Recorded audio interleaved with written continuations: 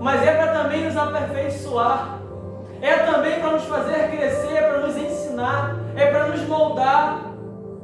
Existe uma terapia para poder aliviar o estresse, que é para poder amassar o barro. E aos olhos do barro que está sendo amassado é algo ruim. Mas quando o processo começa a ser trabalhado, lá na frente, quando ele passa pelo fogo, ele vê que valeu a pena cada massa. Serviu para poder aperfeiçoar a matéria. Serviu para poder moldar aquele toque. Serviu para poder moldar a estrutura. Todo aquele fogo que aos olhos parecia que ia arder, que ia queimar, que era ruim, queria naquele momento matar o barro, serviu para fortalecer, para colocar uma estrutura mais sólida. Talvez você olhe o teu cenário hoje e está dizendo assim, não é possível. Isso só pode estar acontecendo na minha vida para poder eu desanimar, para poder parar, para largar tudo.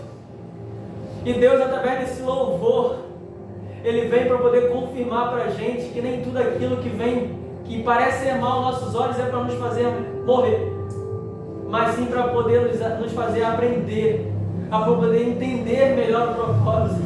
E é sobre isso que eu quero falar nessa noite. Gabriel, por gentileza, Evangelho segundo escreveu Marcos, capítulo de número 5, versículo de número 25. Pode acompanhar comigo no telão, pode se sentar aí.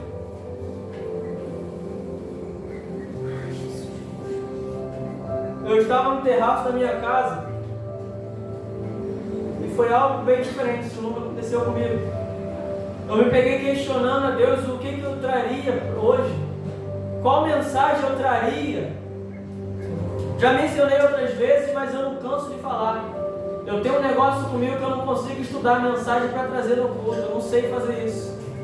Enquanto Deus não me falar qual mensagem, enquanto Ele não me inspirar para poder estudar algo específico, eu não consigo pensar em nada. E ali eu não tinha pensado em nada, eu não consegui estudar nada. Eu falei, Senhor, está chegando o dia, ainda não tenho nada, absolutamente nada, eu não sei, eu estou vazio de palavra para poder entregar para a tua igreja. E eu comecei a parar de falar, sabe? E eu fiquei na minha laje andando para lá e para cá, porque eu entendi, coloquei no meu coração, falei, Senhor, eu já expus o que eu penso, agora eu quero te ouvir. Agora eu quero te ouvir, eu quero saber o que você tem para mim. Qual é a palavra que o Senhor vai colocar no meu coração? E aconteceu algo inédito. Veio um louvor, não sei de onde, que estava exatamente falando isso comigo. Deus está te ensinando a ser forte. Nem tudo aquilo que é mal vem para a morte, mas é para te fazer crescer. E aquilo ali eu comecei a levitar naquele louvor e eu fiquei morando nele. Eu falei, Senhor, eu entendi. A palavra cortou primeiramente para mim. Eu entendi, e a partir daquilo ali Deus me colocou essa mensagem no meu coração. Eu queria te convidar a ler comigo aqui. E certa mulher que havia 12 anos tinha um fluxo de sangue, versículo 26, e que havia padecido muito com muitos médicos e despendido tudo quanto tinha, nada lhe aproveitando isso, antes indo a pior. Ouvindo falar de Jesus, veio por detrás, entre a multidão, e tocou na sua veste, porque dizia, se tão somente tocar nas suas vestes, sararei. E logo se lhe secou a fonte do seu sangue, e sentiu no seu corpo estar já curado daquele mal. E logo Jesus, conhecendo que poder de si mesmo saíra, voltou-se para a multidão e disse, quem tocou nas minhas vestes? E disseram-lhe os seus discípulos, vês que a multidão te aperta e dizes, quem me tocou? E ele olhava em redor, e ele olhava em redor para ver a que isto fizera.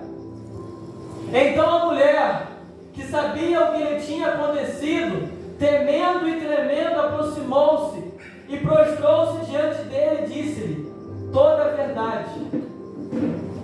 E ele lhe disse, filha, a tua fé te salvou, vai em paz e ser curada deste mal. Coisa linda. Aleluia. Entrando rapidamente nesse contexto do que aconteceu, para não ficar muito vazio, nessa passagem está mencionando a respeito de um homem, de um pai chamado Jairo. E esse homem buscava a ter com Jesus, se prostrava diante de Jesus em busca de uma cura para sua filha. E o interessante é que os três evangelhos, os evangelhos sinóticos, que têm a mesma visão, eles apresentam esse mesmo fato, esse mesmo ocorrido. Claro que com algumas alterações, porque foram por visões diferentes. Então são relatos diferentes. Mas o contexto é sempre o mesmo. Falando sobre a respeito da filha de Jairo, e que no meio do caminho, enquanto Jesus estava indo até a casa de Jairo, para poder curar, ou naquele ponto, ressuscitar a filha de Jairo, ele se depara com esse ocorrido. E é tão somente nesse ocorrido que eu quero me atentar nessa noite. Nesse exato versículo, no versículo 25, os três evangelistas, eles vão relatar a mesma coisa. E certa mulher, isso aconteceu no meio do percurso, enquanto Jesus estava indo com a multidão e com Jairo indo ter até a casa dele.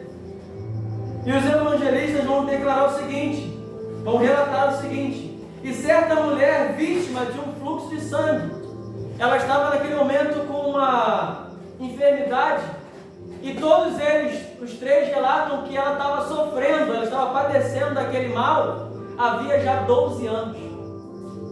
E quando eu vi esse número 12, eu vejo que não existe nada de coincidência na Bíblia. Se você for parar para pensar, os evangelistas eles vão declarar que a filha de Jairo, ela tinha idade de 12 anos também. E quando eu pesquisei sobre o número 12 no cristianismo, no mundo do judaico, eles tratam como um governo perfeito. O governo perfeito simboliza o número 12. E tem vários relatos, relatos desse número 12 na própria Bíblia. A respeito das 12 tribos, dos 12 filhos, os 12 discípulos, que também foi falado aqui, os 12 apóstolos. Interessante que esse número é tão legal que quando um sai, um morre, Jesus trata rapidamente de substituir por outro. Porque o governo perfeito é necessário 12. E essa menina, o que me chama a atenção é que essa menina tem a sua idade identificada. Ela tem o seu pai identificado, tem o nome de seu pai. Tem talvez naquele momento também a localização. Só que essa mulher que chega naquele meio do caminho para poder ter até Jesus, tem somente um relato, dito pelos três evangelistas. Eles declaram a mesma coisa. De certa mulher, que não tinha nome, que não tinha localização fixa, ninguém sabia de onde ela era. Ninguém sabia a sua idade, ela não tem a sua idade revelada. Só relata o seguinte: certa mulher que estava sofrendo muito, que já estava sofrendo durante 12 anos, eles sabiam até mesmo o período de sofrimento daquela mulher, mas o nome não sabia, mas de onde ela vinha não sabia, não sabia se tinha marido, não sabia se tinha filhos, não sabia sua condição. Mateus não relata nada, só relata isso. Se eu não me engano, são apenas 2 versículos que é tratado. Mas Marcos ele dá um detalhe maior, e é por isso que eu quis trazer o Evangelho de Marcos. Marcos ele se atenta a dizer para a gente que aquela mulher ela tinha condição a ponto de ela gastar tudo que ela tinha com os médicos, com o meio natural. Tudo aquilo que ela tinha, isso dá a entender que aquela mulher tinha sim uma condição financeira legal. Só que se você for parar para pensar, mediante tudo aquilo que a gente sabe, a gente vai entender que ela tinha uma enfermidade já há 12 anos que ela estava sofrendo. Enfermidade essa que no livro de Levítico, se não me engano, no capítulo 15, vai falar que aquela mulher era impura, ela tinha como impura, mediante aquela enfermidade que ela tinha. E só existia uma coisa que ela poderia fazer: ficar isolada até que aquela doença viesse a ser sanada, viesse a ser curada daquele mal, para tão somente ela ser colocada novamente no meio familiar, no meio da sociedade, porque até então ela não podia estar junto, ela não podia ter uma vida social junto com os outros, ela tinha que estar isolada. até que viesse a ser sanada o problema. Só que quando eu olho para esse cenário dessa mulher, essa mulher tinha recurso e não fala nada sobre dela, eu vejo da seguinte forma: naquele período, mulheres de trabalho era ruim. Quem provia na casa era o homem, era o marido. Mas a Bíblia não relata, eu não sei se aquela mulher tinha marido. Eu não sei se ela era viúva, se o marido tinha morrido. Eu não sei se ela tinha filhos para poder estar trazendo mantimento para casa. Eu só sei de uma coisa: no cenário que a Bíblia coloca para a gente, aquela mulher estava no mínimo abandonada. Porque você vê que ela estava gastando o seu recurso. A Bíblia é detalhista falar isso. Ela gastava o recurso dela em busca da sua cura. Em momento nenhum fala que o marido estava gastando por ela. Em momento nenhum fala que algum parente estava buscando auxílio para ela. É tão somente ela, com toda a sua fraqueza, com a sua fragilidade, com a sua enfermidade, com o seu talvez pouco ou muito recurso, eu não sei. Eu sei que ela gastou tudo. Ela pegou tudo que ela tinha, mesmo com pouca força.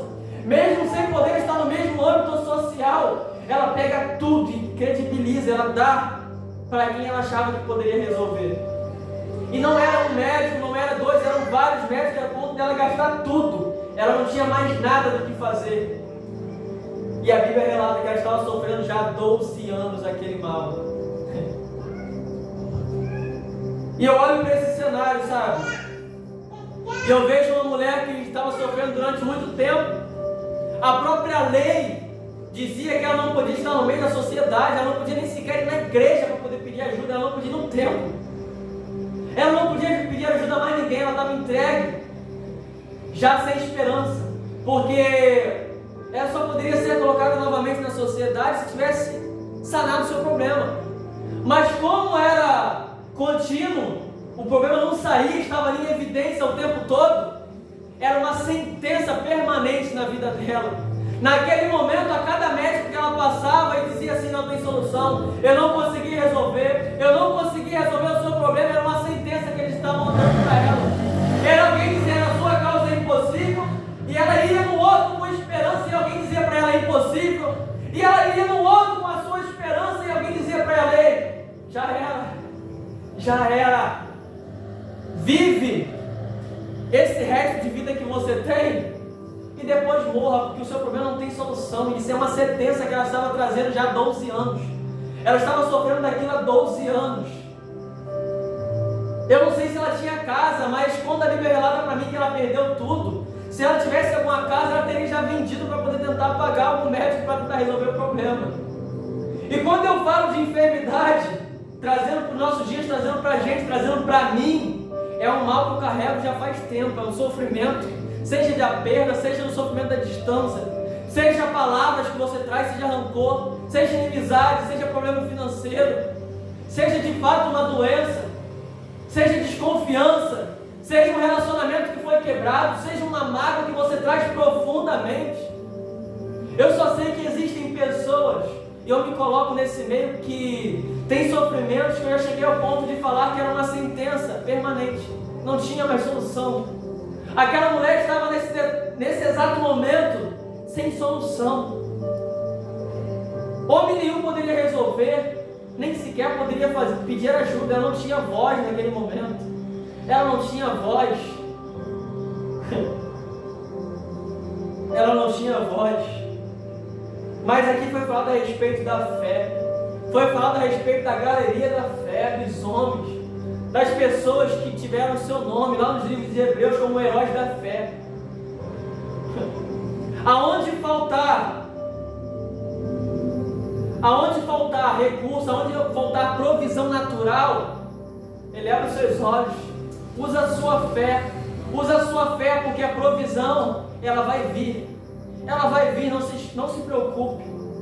E ali você vai olhar para o cenário, aquela mulher chega porque ela ouve, a Bíblia diz que ela ouve falar de Jesus.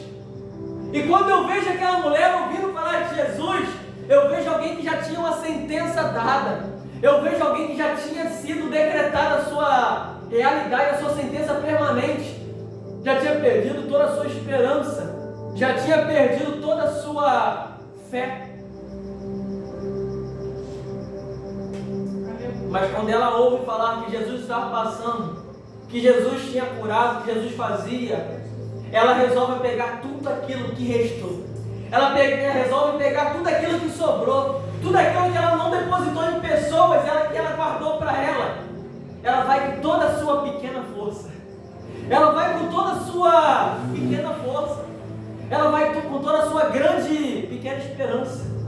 Ela pega toda a sua força, que naquele momento era fraqueza, e ela vai. E ela vai decidida.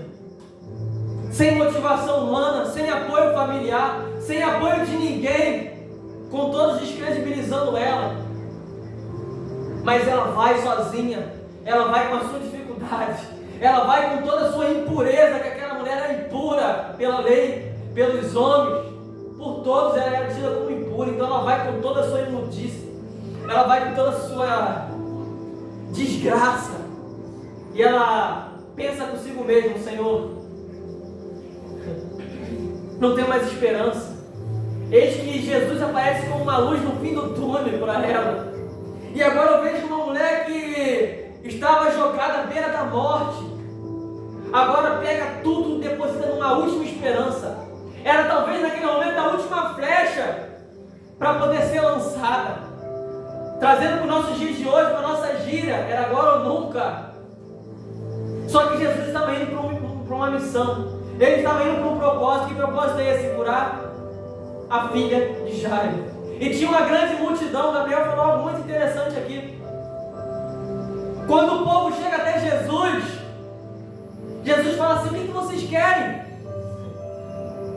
Vocês já saciaram, vocês estavam em busca de mim através do pão. Vocês só queriam pão, vocês só queriam se alimentar. Vocês só queriam viver, ou melhor, vocês só queriam presenciar, adquirir o milagre. Vocês só queriam receber milagre. Mas olha o que eu anotei, olha o que Deus colocou no meu coração no exato momento do culto. O milagre, ele não é o propósito, mas é o meio para se chegar ao propósito. O milagre, ele nunca vai ser um propósito para mim nem para você, mas ele é o meio de te colocar no propósito. Aleluia. No milagre de novo. Glória a Jesus. Porque o milagre nunca vai ser o tema central, nunca vai ser o objetivo final de Deus para a sua vida, mas é um objetivo de te colocar no rumo, de chegar até o final. Aquela multidão, Gabriel, estava em busca de milagre, mas eles colocaram no seu coração que o objetivo final de servir a Deus era presenciar, era desfrutar do milagre. Mas Deus, ele refuta isso. Jesus, ele fala para a multidão: ei, se o teu âmbito final é adquirir alguma coisa, o homem pode te dar. O homem, ele pode te proporcionar isso, coisas materiais. Mas eu quero pregar para alguém. Jesus estava dizendo assim: eu quero pregar para alguém, eu quero ensinar aquelas pessoas, eu quero que esteja comigo pessoas que entendem que o verdadeiro objetivo final é a salvação, é alcançar vidas. Se falta alguma coisa para poder você atingir isso, e você não consegue de forma nenhuma natural, Deus vai entrar com milagre na sua vida para você atingir o propósito. Mas não pare quando você receber o milagre. Não pare quando você adquirir um milagre, porque todas as multidões já fizeram isso. Todos ali no meio da multidão já tinham feito isso. Todos eles, quando receberam o milagre, mas receberam uma palavra dura da parte de Jesus, se afastaram dele. Apenas os discípulos ficaram. E ele falou: por que vocês não vão também? Pedro levanta a voz e fala: mestre, para onde eu vou? Só tu tem aquilo que eu preciso. Só tu tem a palavra de vida eterna. O meu objetivo final não é o milagre que o Senhor proporciona, mas é a salvação que só vem mediante a ti, mediante estar em perseverança na tua palavra. Glória a Deus. Coisa linda. E ali a multidão permanecia indo com Jesus. A multidão que conhecia quem era a filha de Jairo, conhecia quem era Jairo. Não conhecia Jesus, porque só conhece quem tem intimidade. Só conhece Jesus quem tem intimidade com Ele. Quem não tem intimidade, só conhece aquilo que vê. Esse daí é somente mais um profeta. Não foi isso que foi falado aqui? Foi falado que os outros estavam dizendo, até mesmo o discípulo estava dizendo que o Filho de Deus, naquele momento, era João. era Jeremias, era Isaías, era Elias, eram tantos outros profetas. Mas Pedro assume a voz e fala: Jesus, eu sei que filho de Deus somente você. Não existe paz de igualdade de Jesus com ninguém mais. Ninguém mais há de ser comparado com Ele. E quando eu vejo o salmista dizendo, que também foi falado aqui, que não existe nenhum outro bem além de Jesus, não existe nenhum outro bem além de Deus, é o salmista dizendo: ei, não tem como comparar coisas materiais com Deus, com o dono delas, porque se existe foi porque Deus criou. Se existe foi porque Deus proporcionou isso, Deus quis que acontecesse.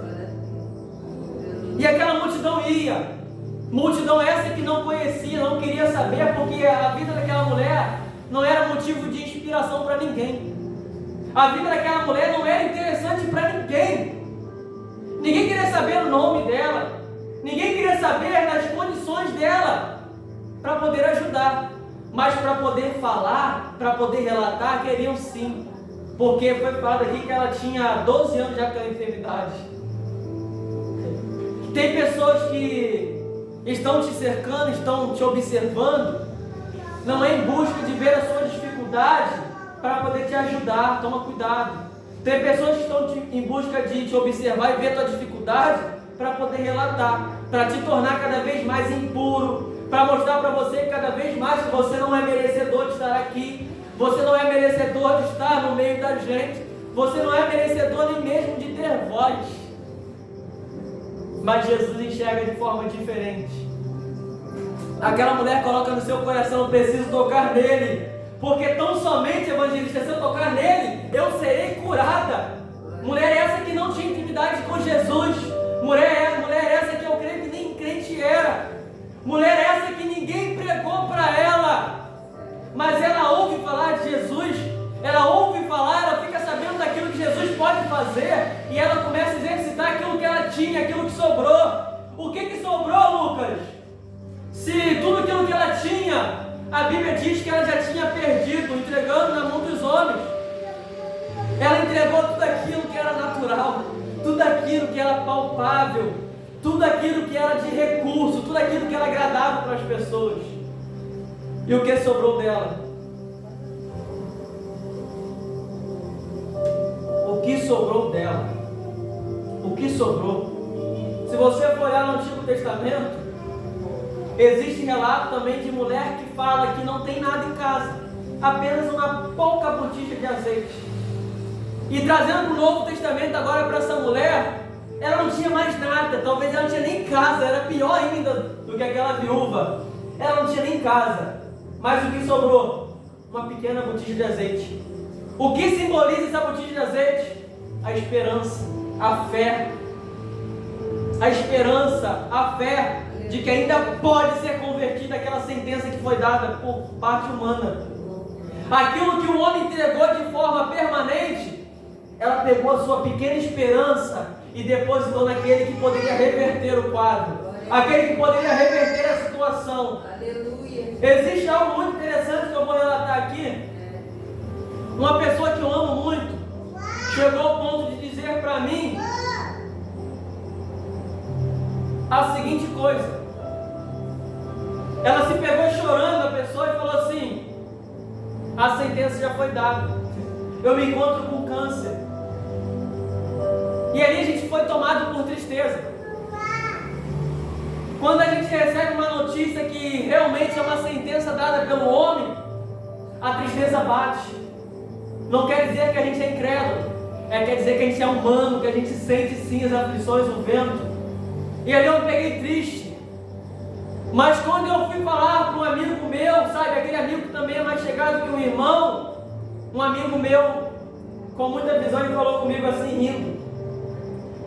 E de imediato, eu não esperei nem ele falar. Quando eu me peguei ver ele rindo, eu me questionei dentro de mim, eu falei: como é que eu conto algo tão sério? E alguém, mesmo sendo um amigo tão chegado a mim, ri da situação? Como pode zombar? a gente tende a achar que a pessoa que está feliz mediante a dificuldade é de forma irônica, é de forma a ironizar o que está passando. Mas quando eu vejo a missionária chegando no início do culto e falando assim, caramba, tem pessoas que estão com uma tristeza tão grande, mas tem que dar um sorriso. Mas é porque eu me alegrei quando me disseram, vamos à casa do Senhor. É porque eu me alegro quando eu chego aqui e vejo que Deus está na casa. Aquele que pode mudar a minha situação está presente. E eu me alegro de verdade. Se for para me sorrir de mentira, que eu nem venha sorrir, porque Deus não se alegra disso. A Bíblia diz que Deus está em todo momento em busca daqueles que se encontram de forma verdadeira, aqueles que o adoram em espírito também em verdade. Não adianta eu pregar, não adianta eu falar, não adianta eu rir, não adianta eu fazer nada se não for de verdade. Não adianta. O amor, ele caminha lado a lado com a verdade. Não adianta eu mentir para você por amor, com amor. Ei, é errado. Não adianta eu fazer algo mal para você, mas com amor. Isso existe. O amor tem que estar alinhado com a verdade. E ali eu comecei a questionar, e aquele meu amigo, quando ele pegou a voz, ele falou o seguinte: ei, se o homem deu a sentença, se já foi decretado, se não tem mais solução, fica tranquilo. Fica tranquilo. E falou rindo. Falou assim para mim: essa doença não é para a morte. Essa doença não é para a morte. Esse mal, ele não é para a morte. Eu estou lembrando disso agora. Agora eu entendi o porquê daquele louvor. Esse mal, ele não é para a morte, mas é para a glória de Deus. Aleluia. É para o milagre ser manifesto. O milagre, ele só acontece quando os meios naturais falham. Quando a medicina falha, o sobrenatural acontece. Não existe milagre com provisões naturais. Não existe. Se você pode fazer, não é milagre. Se pode ser explicado, não é milagre. Se existem recursos necessários, o suficiente por si só de operar e sanar aquele problema, não é milagre. Se alguém dissesse para aquela pessoa que aquele câncer poderia ser curado, não iria ser milagre. Se algum médico dissesse para aquela mulher que padecia, que estava sofrendo 11 anos daquele problema, que aquele problema poderia ser sanado, não seria milagre. Se você está vivendo alguma coisa em que há solução no meio natural, me desculpe dizer para você, mas não vai ser milagre. Mas eu quero dizer para alguém nessa noite que está passando por alguma coisa, que aos seus olhos, a sua limitação está dizendo assim: ei, não tem mais solução. Eu sei que você confiou em Deus, mas só que tem coisas que Deus, ele não responde de imediato. Foi louvado aqui pela missionária Amanda. Aquela oração que eu decidi não responder, não quer dizer que eu não queria te dar resposta. Não quer dizer que eu não quero te dar resposta, mas quer dizer que eu estou trabalhando para no momento certo te responder. Eu já disse outrora aqui, mas vou tornar a repetir. O silêncio de Deus, ele não é resposta. Se enganou quem pensou isso. Não é resposta para a sua oração. Quando Daniel orou e havia um silêncio da parte de Deus, ele não entendeu que havia tido uma resposta, porque ele não teve a sua resposta naquele momento. Mas quando o anjo chega até ele e fala: cara, a tua oração já tinha sido respondida no primeiro dia, na sua primeira oração. Mas ele não falou que Daniel estava errado em ter continuado orando, porque tinha um principal, das trevas, que estava interrompendo a mensagem chegar até ele. E ele perseverou em oração. Enquanto ele não obteve resposta, ele não parou de orar. Enquanto Deus não te responder, continue esperando, porque Ele vai te responder. Aleluia. O silêncio dele não é resposta para você. O silêncio dele não é resposta para você. Momentos depois daquele meu amigo falar isso, eu fui preenchido por uma paz que excede todo entendimento. Quando eu olhei para aquela pessoa, se lamentando, deu um sorriso, ela não entendeu nada. Eu falei, fica tranquila. O homem deu a sentença final. Mas é quando o homem diz que não tem jeito, é que Deus chega para falar para você assim, agora eu vou operar o milagre, porque não tem jeito. Agora é comigo. E eu fico mais tranquilo quando Deus ele toma a responsabilidade para ele, porque eu sei que, independente do que acontecer, se for bom ou não aos meus olhos, vai ser sempre boa, perfeita e agradável. Aquilo que ele vai fazer para mim e para você. Deus ele usou aquele meu amigo para poder trazer paz para o meu interior. Deus usou aquele meu amigo para poder levar paz para aquela pessoa que estava passando por aquele problema. E aquela pessoa também teve paz. Aquela pessoa também teve esperança. E o milagre aconteceu. Quando ela voltou nos médicos, aqueles mesmos que tinham dado a sentença final, eles olharam e não acreditaram e falaram assim, você não tem mais nada aqui. Não tem mais nada. Não tem mais nada. E aquela pessoa que era motivo das pessoas buscarem a saber da sua dificuldade, agora vai buscá-la novamente. Para quê? Para saber que fé é essa. Para saber que Deus é esse. Para saber como foi que aquele problema que não tinha solução foi solucionado. E aí que entra você dizendo assim, foi Deus. Você me disse que não tinha jeito, mas Deus disse que ainda existia vida ali. E aquela mulher coloca, vou correr aqui um pouquinho para fechar. Aquela mulher coloca no seu coração de que tão somente tocasse em Jesus ela iria ser curada. Mesmo vendo, mesmo observando que existia uma grande multidão tocando e apertando. E não tinha sido curada. Mas ela coloca no seu coração que ela seria. Isso eu acho um ato de fé interessantíssimo. Porque é uma mulher que está observando pessoas fazendo a mesma coisa que ela estava fazendo. Só que ela colocou no coração dela que ela iria fazer a mesma coisa, só que ia ter um resultado diferente. Ela coloca no seu coração que ela iria tocar também. Só que ela chegou a tal ponto de achar que ela era tão impura, que ela falou assim, eu não quero nem tocar na pele, não quero nem tocar na carne. Eu quero tão somente tocar na pontinha das vestes. Eu quero tão somente tocar na pontinha do vestido. Que ousadia, que fé é essa? Que fé é essa? Ela sabia das condições dela. E para ela chegar até Jesus, ela tinha que chegar até a multidão. Ela tinha que romper a multidão. Ela tinha que acabar com a concorrência. Só que como era aquela mulher impura, aquela mulher que não podia estar ali, iria enfrentar aquela multidão. Eu aprendi algo muito interessante. Antes dela se prostrar e se humilhar perante a Jesus, ela se humilha e se prostra diante daquela multidão. Ela tem aquilo que era sofrimento para ela cada vez maior. Porque agora as pessoas estão vendo ela, o pessoal do lado ali está falando, ei, o que essa mulher está fazendo aqui? Creio eu, a Bíblia não relata, mas aquela mulher era tida como tão impura, que aqueles homens poderiam até mesmo ter espantado, tentado chutar, tentado afastar de forma ignorante ela, de forma bruta, porque pela lei, aquela mulher era tão impura, que até aquilo que ela tocasse se tornava também impuro, ou seja, ninguém queria estar perto. Ninguém queria ter uma pessoa tão ruim perto dela. Jesus nos ensina a olhar diferente. A multidão achava que estava seguindo a lei e fazendo certo. Só que Jesus nos ensina a olhar de forma diferente.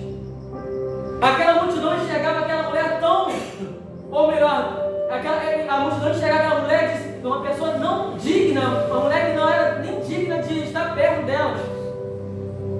Só que Jesus fala, cara, vocês se acham dignos, estão do meu lado, estão me apertando, estão vivenciando, estão presenciando tudo, e não obtêm o resultado que vocês querem. Mas essa mulher aqui, mesmo com toda a tua humildade, mesmo com toda a sua impureza, ela obteve um resultado que nenhum daqueles que se achavam puros o suficiente conseguiram. Por quê? Foi mediante a fé. Eu aprendi uma coisa muito interessante com a própria palavra. Eu aprendi que existe uma coisa que vai limitar o poder de Deus, a vontade dele na minha e na sua vida. O que seria isso? O que pode ser capaz de impedir Deus de operar na minha vida? O que pode ser capaz de interferir em Deus me curar, me restaurar. A Bíblia revela que existe uma coisa: incredulidade, falta de fé. Jesus, ele já tinha curado, já tinha feito maravilhas, mas quando ele chega no seu próprio povo, o povo fala assim: ei, de onde vem tamanha sabedoria? Eu estou falando da Bíblia, tá bom? De onde vem que ousadia é essa? Como ele pode ser capaz de operar tantas maravilhas, tantos milagres? Não é porventura esse daí, filho daquele carpinteiro? Não é porventura esse daí, filho de Maria? Como pode ele estar fazendo isso aí tudo? Como pode ele vir daquela região lá que não tem nada? Não sai nada dali. Como pode sair alguma coisa dali? E Jesus, ele levanta a voz e fala assim: ei, o Filho do Homem, eu mesmo sendo quem eu sou, não fui capaz de achar tamanha incredulidade, senão no meu próprio povo. O profeta da casa, ele não tem honra. E ele estava dizendo que alguns ele curou, mas a maioria ele não conseguiu, porque o povo era incrédulo, o povo não cria nele, o povo não acreditava. E isso impedia Jesus de curar eles. E quando eu vejo essa multidão apertando, tocando no mestre, eu vejo que é um povo que está pensando em fazer o certo, só que não crê que pode ser curado. É um povo que toca porque todo mundo está tocando, porque todo mundo fez, porque ele fez com todo mundo. E acha que de qualquer forma, buscando a ele, vai ser curado também. Mas quando aquela mulher toca na veste, e aqui eu vou encerrar, ela percebe que a sua hemorragia, aquilo que causava a fonte do seu sangramento, parou de sangrar. Ela percebe automaticamente que aconteceu um milagre. Só que ela ficava quieta. Por que ela ficou quieta? Porque ela era tida como impura. Ela não poderia tocar em ninguém. Se ela tocou na veste de Jesus, automaticamente aquela veste também se tornava impura. Então ela toca e fica quieta e oculta, mesmo recebendo um milagre. Tem vezes que Deus te dá um milagre e a vontade de espalhar para todo mundo é muito grande.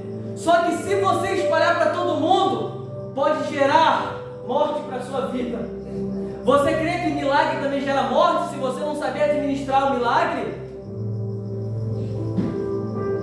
Só que Jesus precisava fazer alguma coisa. O milagre já aconteceu, Gabriel. Só que lembra que eu falei que o milagre, ele não é o propósito, mas o meio de se chegar no propósito? Então o milagre aconteceu, ele poderia continuar caminhando, que a Bíblia diz que ele estava caminhando até a casa de Jairo. Só que quando a mulher toca nele e recebe o milagre, ele para o que estava fazendo.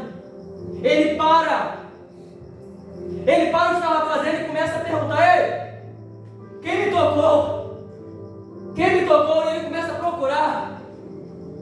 E os seus discípulos vão falar: mestre, todo mundo está te tocando, te apertando, como assim tu pergunta quem te tocou? Talvez que eu que ao ler, parecia que estavam tão desesperados, que eles automaticamente estão querendo dizer: mestre, tu está parando, a filha do cara está prestes a morrer, tu está se preocupando com algo tão pequeno. O milagre já aconteceu para aquela mulher. Só que Jesus, ele não responde os seus discípulos. Se você ler, essa passagem é bem clara. Ele não se preocupa em responder aos seus discípulos. Ele só fala o seguinte: a Bíblia diz que ele começa a procurar e ele fala assim: não, alguém me tocou diferente, porque de mim saiu virtude, de mim saiu poder, de mim saiu milagre, de mim saiu restauração, de mim saiu mudança de vida. E ele começa a procurar. Ele não responde os discípulos. Ele não se preocupa. Ele não se preocupa em mostrar o propósito para os discípulos. Ele só se preocupa em saber quem tocou. E aquela mulher sabia que ele estava procurando ela e se coloca na posição de falar e levantar a voz. Aquela mesma sabe que não tinha voz. Aquela mesma que era desprezada, ninguém nem mesmo se preocupou de relatar sobre a sua parentela, sobre de onde ela vinha, sua idade. Somente botaram ali a dificuldade e o problema dela. E ela levanta a voz. Creio eu que tremendo, a Bíblia diz que ela estava tremendo. Por quê? Porque agora ela tocou em Jesus e ele poderia se tornar impuro. E a culpa seria dela, ela seria apedrejada, ela iria morrer. E Jesus fala assim: filha, Vai em paz. Vai em paz. Vai em paz. O milagre já aconteceu. Aquela mulher entendeu que o milagre já tinha acontecido, mas ela não podia espalhar. Só que Jesus está dizendo para ela: vai em paz, a tua fé te curou. Qual era o propósito? O milagre já aconteceu, mas qual era o propósito? Dar paz para aquela mulher. Dar paz para aquela mulher. Você acha que ela estava tendo paz mediante aqueles 12 anos de sofrimento? Ou até mais? Porque eu não sei como estava sendo a vida dela antes daquela hemorragia. E agora Jesus fala assim para ela: vai em paz. Eu não sei qual é a tua dificuldade nessa noite. Eu não sei o que você tem carregado há tanto tempo. Eu não sei o que você tem enfrentado. E eu não sei qual é a sua resposta que você quer da parte de Jesus. Mas ele se permaneceu em silêncio até agora. Mas a palavra dele para mim e para você nessa noite é o seguinte: ser curado desse mal. Vai, fica em paz. Aqueles que te acusavam mediante o seu problema, aqueles que se preocupavam com o seu problema, não tem mais o que falar de você. Aqueles que te tinham como impura, como impuro, que não se achava, você não era digno de estar perto, agora vai querer você perto sim para relatar o que aconteceu. Eles vão querer absorver um pouquinho desse milagre que você viveu. Mas lembre-se que o milagre não é o meio final, não é o propósito final, é apenas o meio. Não pare no milagre, mas leve o seu milagre para poder fazer outras pessoas também continuar. O milagre é o meio. O milagre é o meio. E logo após aquela mulher receber aquilo, ela se levanta e vai curada. Ela se levanta e vai com a sua autoestima novamente cheia. Agora ela pode estar no âmbito social. Agora ela pode vir à igreja agradecer. Agora ela pode se relacionar com pessoas. Elas podem tocar. Eu queria dizer para você o seguinte: aquilo que você fez, aquilo que você faz, aquilo que você carrega, aquilo que você coloca dentro de si e se julga não ser merecedor, Jesus está jogando por terra. Porque a sua fraqueza não torna Jesus fraco. A sua fraqueza, a sua dificuldade não torna Jesus menos forte. Ele vai continuar sendo quem Ele é. Mas ao você tocar, você vai ser diferente. A sua impureza, quando toca Jesus, você não modifica quem Ele é, mas Ele modifica quem você é mediante o seu toque. Quando eu vejo a respeito de toque, eu vejo fé e eu vejo também esforço. A fé, ela sem ação, ela é morta. Não adianta falar para você: tenha fé, acredite que vai dar certo, se você não se levantar e fazer algo para dar certo. Não adianta. Não adianta aquela mulher acreditar que Jesus pode curar ela se ela não se esforçar e ir até o mestre tocar nele de forma diferente. Não adianta você achar que vai receber o seu milagre enquanto você não lutar, enquanto você não buscar por ele. Mas eu não me acho digno de buscar. Aquela mulher também não. Mas mesmo com toda a sua indignidade, mesmo sem apoio de ninguém, ela foi tão somente com a sua fé e esperança. Faça isso. Se o homem diz que você não pode, se alguém diz que você não pode, que você não é, vai com aquilo que você ainda acha que é, vai com aquilo que você acredita que você ainda tem, vai com o pouco de esperança que você tem e deposita em Jesus, toque nele, porque eu tenho certeza que ele não vai continuar o caminho sem parar de dar atenção. Ele não vai passar despercebido, ele não vai passar a passos largos como fez o sacerdote e o levita. Jesus, ele é amor. Lembre-se de uma coisa, aqui eu reforço: o milagre não é o propósito final, mas é o meio de se chegar até ele. Que você venha ficar com essa palavra. Que você venha ficar com essa palavra. Jesus está te ensinando a ser forte. Nem tudo aquilo que é mal vem pra morte. É pra você crescer. É pra você crescer. Fica isso. E assim agradecer a oportunidade, meu Deus.